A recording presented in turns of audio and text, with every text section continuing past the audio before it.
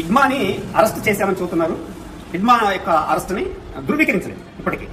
ఇంకొకటి, హిడ్మా అనే అతను ఒక చిన్న స్థాయి లీడర్. అతను యాక్షన్ ఓరియంటెడ్.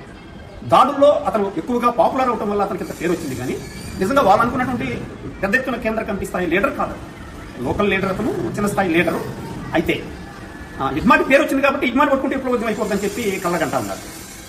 ఇంకా కర్రీగుట్టలో, అంటే ఒక కర్రీగుట్టలే కదండి, మీకు మొత్తం దండకార్యంలో మధ్య భారతంలో దాదాపు చాలా రాష్ట్రాలకి విస్తరించి ఉంది విప్లవ పార్టీ. మీకు టెక్నాలజీ కావచ్చు, మీకు అంశాలు కావచ్చు, ఆహారం కావచ్చు, లేదా లీడర్స్ కావచ్చు, అన్ని ప్రాంతాలకు విస్తరించి ఉంటారు.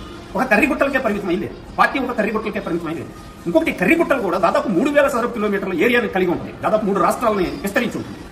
కర్రీగుట్టల్లో మొత్తం చుట్టుముట్టడం కూడా సాధ్యం. ఇంకా రాబోయేదంతా వర్షాకాలం. పైకి అడుగుల్లోకి వచ్చి వీళ్ళు నిలబడి విప్లవోద్యమాన్ని అణచివేయటం అనేది కలలే తప్ప నిజానికి వాళ్ళకి సాధ్యం కాదు. పైకి పోలీసు బలగాలు జీతాల కోసం పనిచేస్తారు.